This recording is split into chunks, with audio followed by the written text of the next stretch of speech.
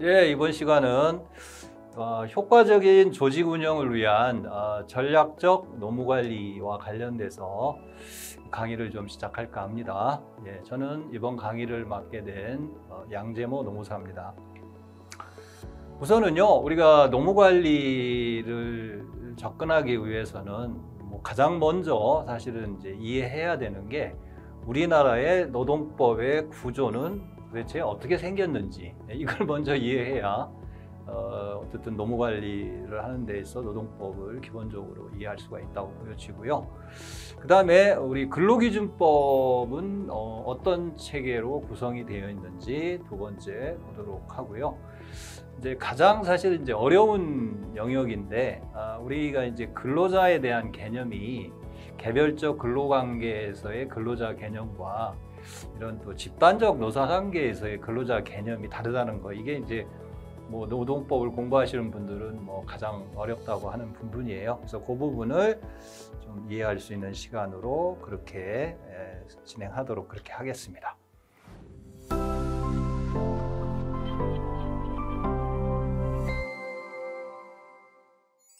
자, 그럼 우선 우리가 이제 우리 헌법에 기본적으로 이제 이 노동과 관련돼 있지는 않지만 기본적인 이 노동 상권을 이해하기 위해서는 이런 상권 분립이라고 하는 기본 원리를 또 일단 이해를 하고 가야 되죠.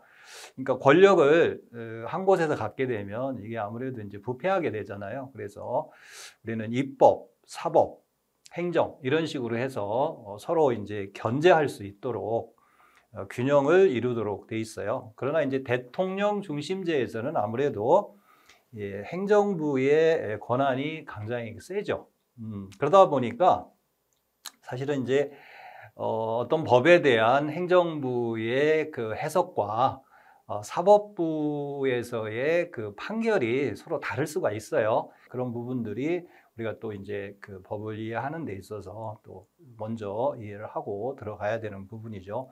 그래서 우리가 이렇게 사법부 이러면은 검찰을 떠올리는데 사실은 검찰은 행정부죠. 예, 그래서 사법부라고 하는 기준은 사실은 이제 우리가 법을 해석하고 그 기준을 이야기하는 곳이고 이제 판결로서 자기들의 목소리를 내는 그런 조직이라고 보시면 되겠죠.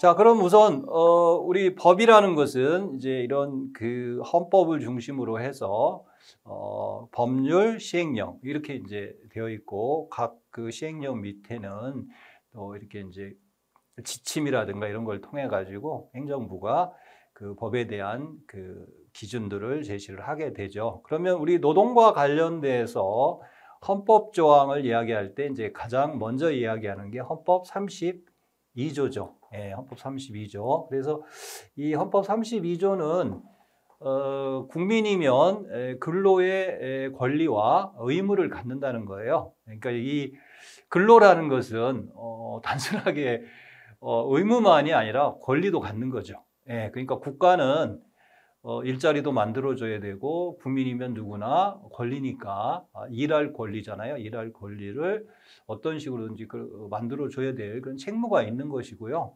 또 대한민국 국민이면 누구나 또 근로의 의무가 있다. 그래서 그 의무를 위해서 이제 일하는 거죠. 네, 그렇게 되고요. 그 다음에 이제 33조가 우리 이제 노동조합과 관련된 그 기본권을 명시하고 있어요. 그래서 국민이면 누구나 그 자기의 근로 조건을 향상시키기 위해서 스스로 단결해서 또 단체 교섭을 통해서 또는 단체 행동을 통해서 자기의 근로 조건을 높일 수 있다. 그래서 이걸 우리가 노동 상권이라고 보통 얘기를 하죠. 그래서 이렇게 헌법에 그 노동법에 대한 조항을 두 개로 두고 있다 보니까 우리가 이제 노동법도 이런 개별적 근로관계를 규율하는 법과 또 집단적 노사관계를 규율하는 법 이렇게 또 나누어질 수밖에 없는 그런 이원적 체계를 가지고 있어요. 그래서 그 헌법의 기본권을 기초로 해서 이제 법령이 만들어지는 거죠. 그래서 이제 노동법이라는 게 만들어지고